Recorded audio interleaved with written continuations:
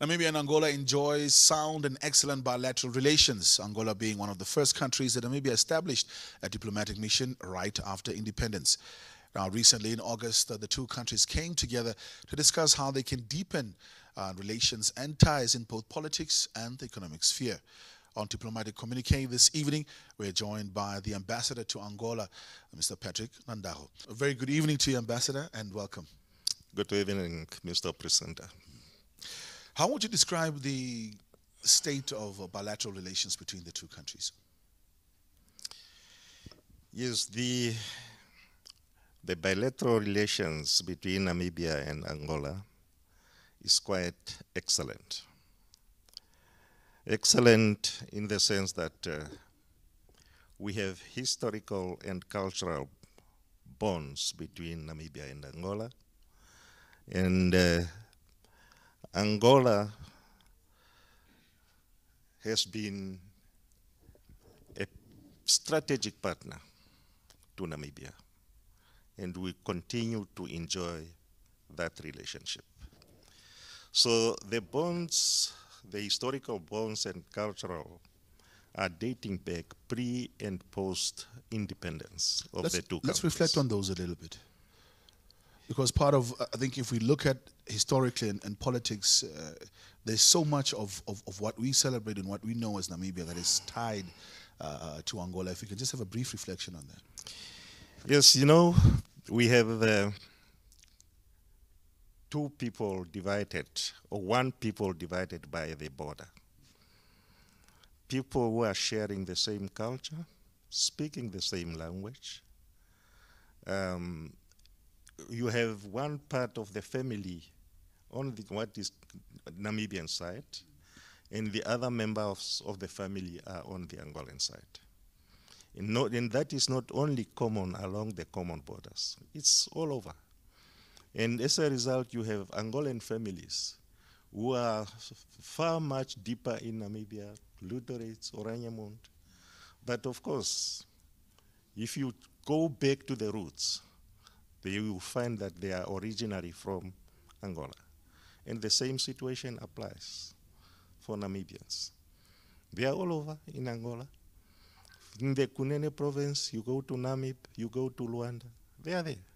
And those are the cultural bonds which hold us together. And again, Namibia and Angola, of course, we are now free and independent nations. But if we go back how we attain our freedoms and independence, the ruling party in Angola, MPLA, was a liberation movement. Then the same situation with SWAPO, which was also a liberation movement. They both started mobilizing and fighting for the freedom of their respective countries from Tanzania, when Tanzania got her independence. And then when Zambia got her independence in 1964, the two liberation movements also moved to Zambia and started operating from Zambia. And when Angola attained her independence in 1975, the founding president of Angola, Dr. Antonio Agostinho Neto, invited Comrade President Dr. Sam Nujoma to move SWAPO's provisional headquarters from Lusaka to Luanda. And that's what many Namibians don't understand, because when we speak of our liberation struggle, there's no independent Namibia without Quito Carnevale. There's no independent Namibia without Kasinga. Correct. And that invitation by Agostinho Neto to set up the base there, in fact, was one of the most strategic or the most important strategic activities that took place prior to some of those events. Because Dr. Neto's consideration was the border between Namibia and Zambia by then has got a lot of barriers for guerrilla to launch a guerrilla warfare. And then the border between Namibia and Angola, we have an open border of about 1,600 kilometers. And it is very strategic for someone to launch the guerrilla warfare. So that was the main consideration. Having looked at this, I think the political history of the country, we know, of course, that Angola, even after we had attained our own independence, we're also dealing with some of their own civil unrest in the country over the years as well. Let's also reflect a little bit on the support that we had also provided to Angola during this time. Yes, as we were fighting from Angola, we have also to make sure that at least where our people are staying, particularly women and children, the logistical line to take the logistic to our soldiers are secured. The South African strategy was to provide all the necessary logistics to UNITA, which was fighting the government in Angola, so that at least they also disrupt the planned combatants' activities along the common border. So, in order then for the strategy was that SWAPO combatants should not get closer to the Namibian border and also to infiltrate Namibia. So they're causing a lot of disruptions. First, trying to cut off the supply lines from Luanda, because our logistic was normally arriving through Luanda, or the port of Lobito, or the port of Namib, and then transported by road to Lubango, where we had our defense headquarters, and from Lubango, deployed them to all the regions. Well, one can go, further and further deeper into the history. I'm sure we'll probably spend a day or two just speaking about that as well. But looking at it, we know that the dynamics, of course, the political landscapes of the two countries have changed since 1975, have changed since 1990 when we attained our independence. And of course, the biggest challenge for many of the political commentators were saying that, turning these liberation movements into political parties. How has that relationship switched now from just being, that cooperation between military and liberation movements to now having two independent countries where you have to uphold democratic ideals? So the aim has always been to attain freedom and independence. After we have attained our freedom and independence, we have become the ruling party and the governors. And then you have to put up structures now to run the country. And when you are running a country, of course, you have a neighbor, and you have to make sure that at least you remain and maintain good bilateral relationships with your neighbor. And bilateralism is about political, economic, and cultural cooperation. So if you are not cooperating fully in those fundamental roots of bilateralism, then you are not going to have peaceful coexistence with your neighbor, which is of paramount importance. If you just joined us, you're watching Diplomatic Communique. We're speaking to our ambassador to Angola, Patrick Nandago. When we come back after the break, we ask, of course, some of those questions that you're waiting for. Why can't we get oil from Angola, for example? And how do we deepen economic ties between the two countries? When we come back after the break. Welcome back to Diplomatic Communique, the program that focuses on the business of our foreign missions. This time around, I'm joined by Ambassador Patrick Nandago, our ambassador Namibia to Angola. Ambassador, before we went for the break, we reflected a little bit on our political historical ties, and I think because of the fact that Namibia and Angola are connected at the umbilical cord, we can spend the whole day talking about that. But the one area that organically developed was the economic cooperation between the two countries, where we have seen a lot of trade at the border with Oshikango. There was a time that Namibia was, of course, also a sort of an education and medical a service destination for many Angolans when they were having their civil unrest in the country as well.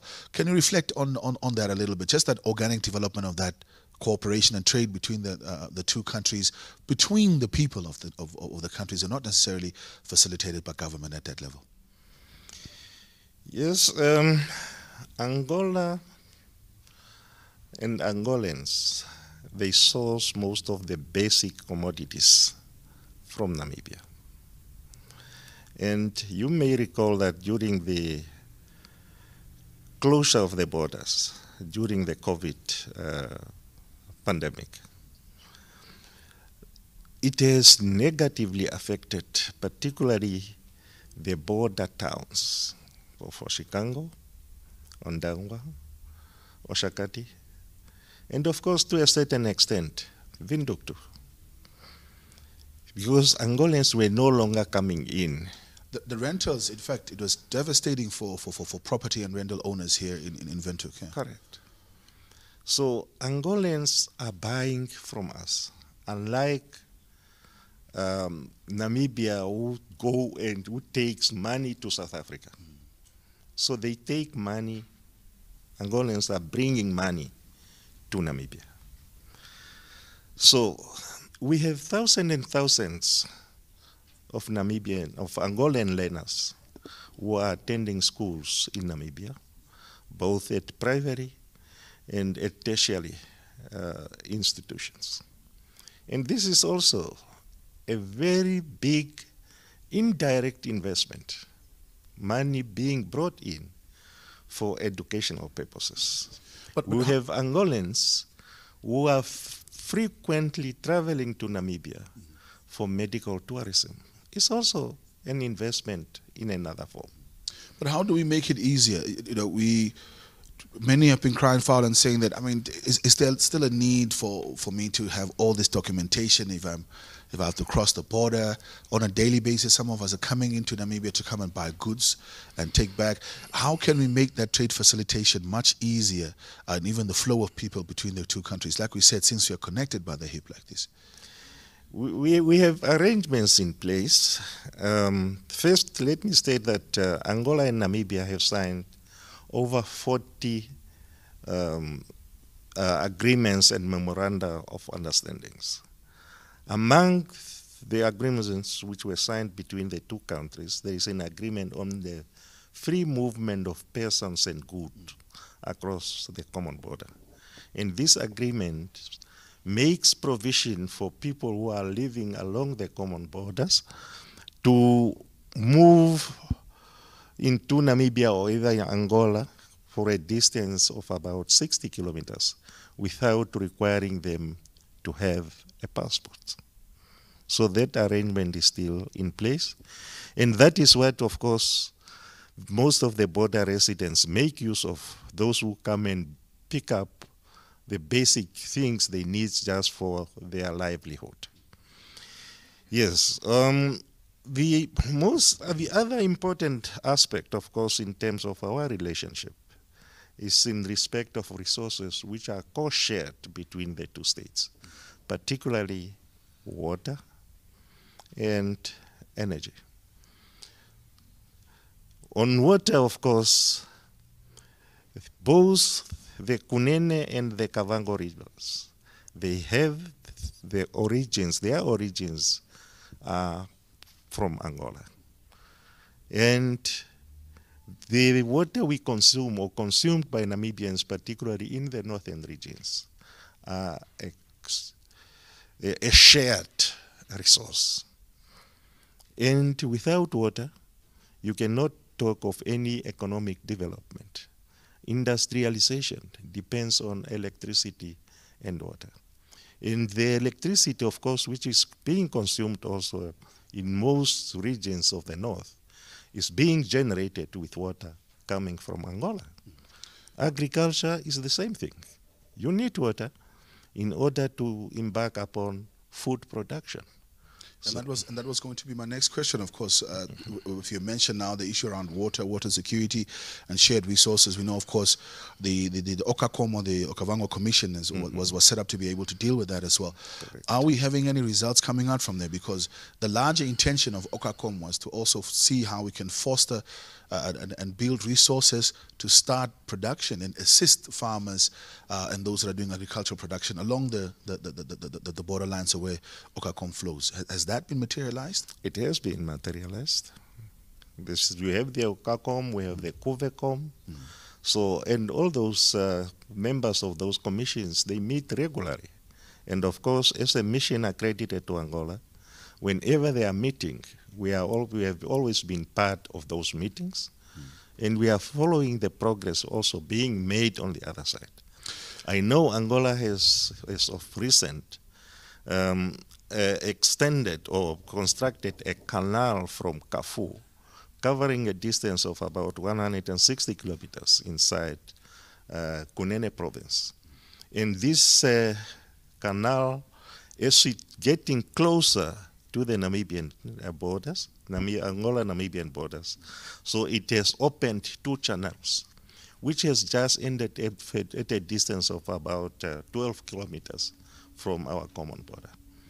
And as of recent, of course, Angola and Namibia has then again agreed to extend those 2 canals up to the Namibia-Angolan border. And then after that, Namibia will take up and see where they are going to channel those water into northern Namibia.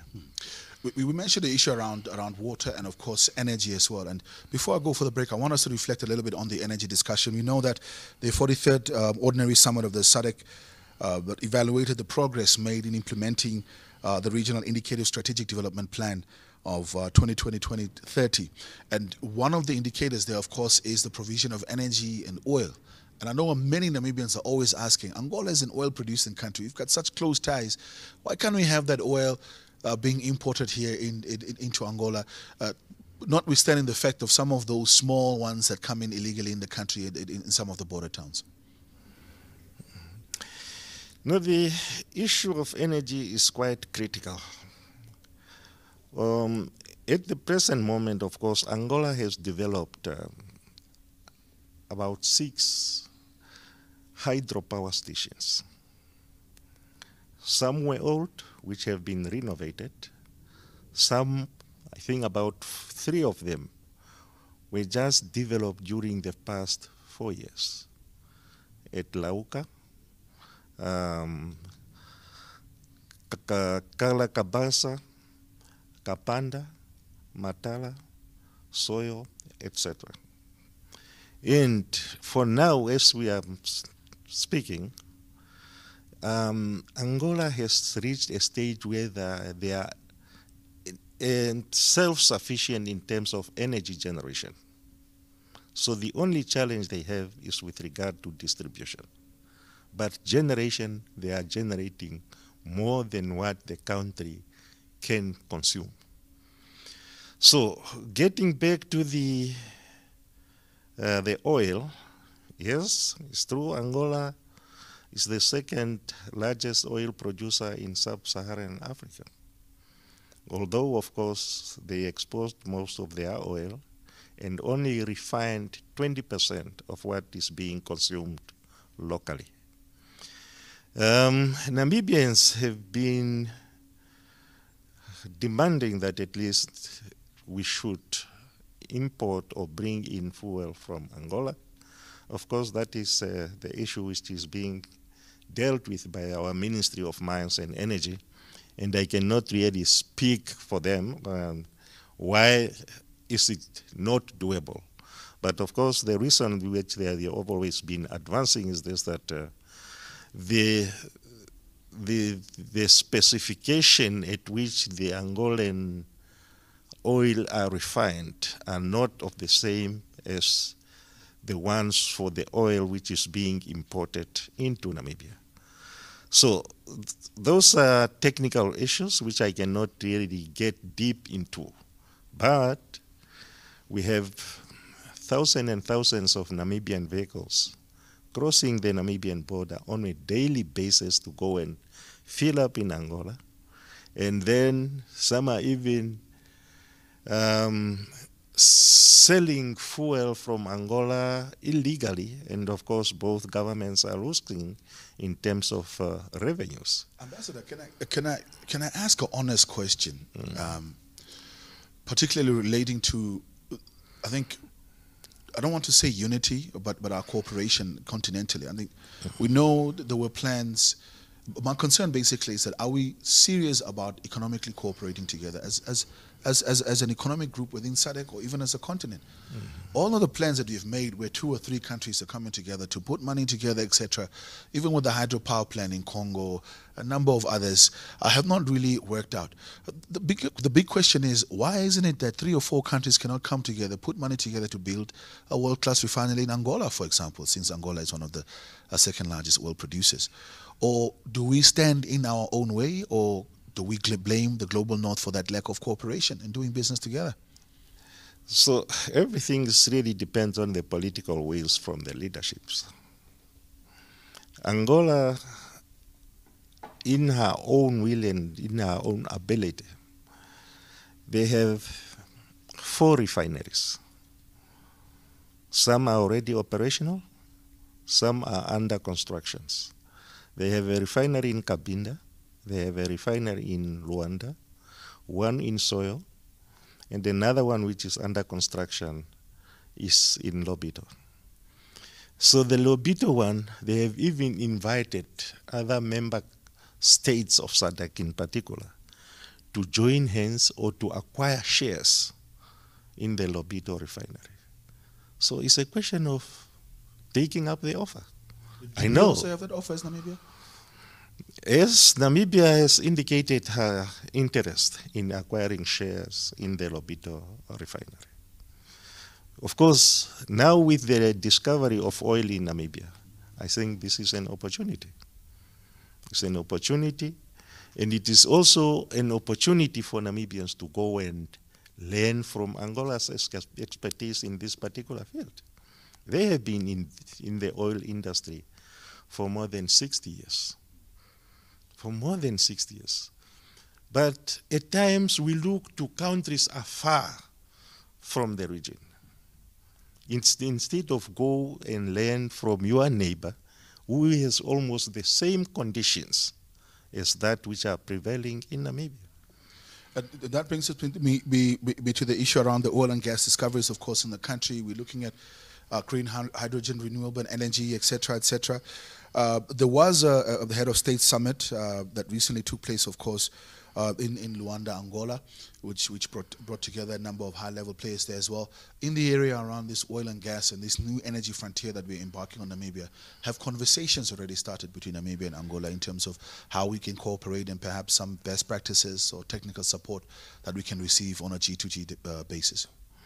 Yes, the Ministry of Mines and Energy, I think, undertook a working visit to Angola during the month of July, if I'm not mistaken. They were there. They have visited the major players in the oil sectors, the institutions where Angola are training their technicians, both for for a short and longer terms. So they have also discussed issues when it comes to the local content, to do things which should be done by locals instead of allowing everything to be done by expatriates. I believe they are going to put in practice what they have learned and what they have seen during this working visit to Angola.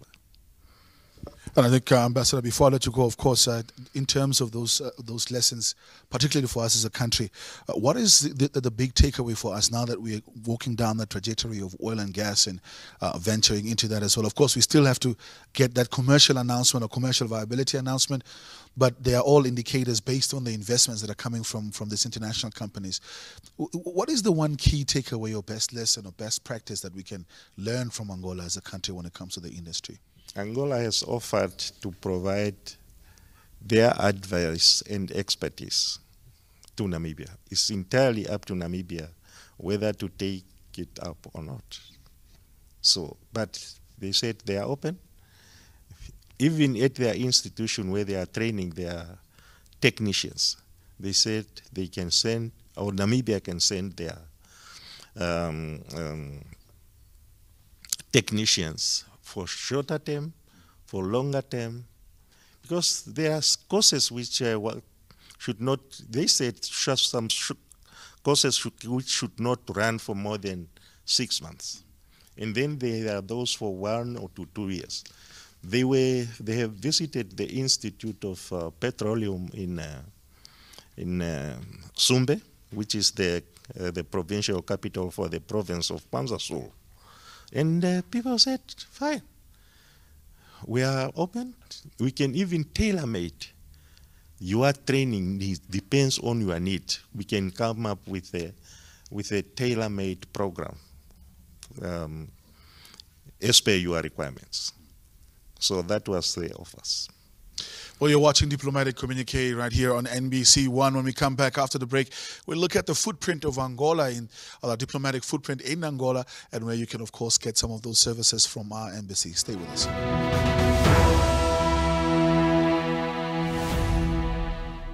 Welcome back, of course, in the latest edition of Diplomatic Communique. We're speaking to our ambassador to Angola, one of the countries that we have some of the closest relations diplomatically, socially, and economically with, Mr. Patrick Nandago. Ambassador, we've reflected, I think, quite on a lot. We've looked at the political history. We've looked at a bit on our economic ties. And, of course, that conversation is one that will still continue. But for the layman on the street, for ordinary Namibians that are going in and out of Angola, can you perhaps share with us where our diplomatic footprint lies in the country and where Namibians can get services? Yes. Namibians do not need visas to travel to Angola.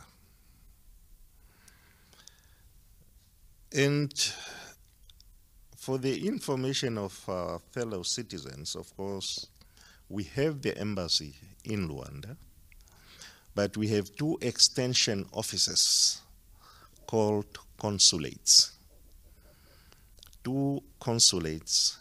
One has its seat in Onjiva, which is the provincial capital of Kunene province, and that consulate has jurisdiction over 3 provinces, namely Kunene, Huila, and Namibia. And we have a second consulate with a seat in Minonge, which is the provincial capital of Kwandu-Kubango, and jurisdictions over 4 provinces, namely Kwandu-Kubango, Huambu, Bie, and Moshiko. So if a Namibian happened to find himself in those provinces and he needs, of course, assistance, he can always call at our consulates in either Menonge or in Onjiva.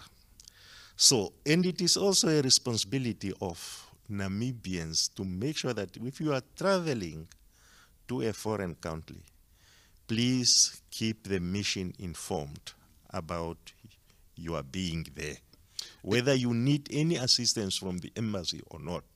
Because in the event of anything happening to a Namibian, the first point of call by the relatives, friends, etc., will be the Namibian mission. It will be the Namibian mission. Mr. Ambassador Nandago, I just wanted to find out, before I let you go, the final one, of course, we know Botswana and Namibia ditched the passports.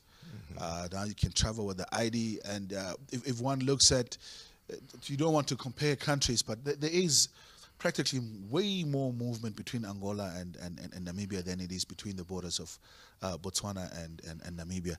So are we going to see the passport disappearing for the ID before the end of your tenure? The ministries responsible for that, particularly the Ministry of Home Affairs,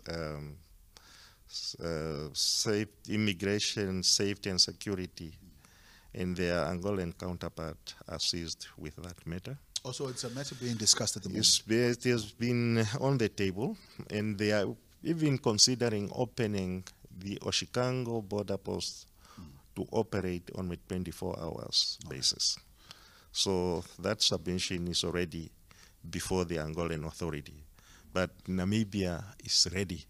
We have already immigration officers and other border stakeholders are already mobilized. We are just waiting for Angola to say, okay, we should start operating on 24 hours as from this date. It is beautiful. Thank you very much, Ambassador Nandago, for making time out to join us. It was my pleasure to be before you. That's our edition of Diplomatic Communique. Of course, speaking to one of our longest established diplomatic missions. That's the one in Angola, right after independence. Nobody can falter the ties that we have with our neighbor, Angola. That's our edition for today. I'm Ricardo Knagosa. Please join us for the next one next time. Bye-bye.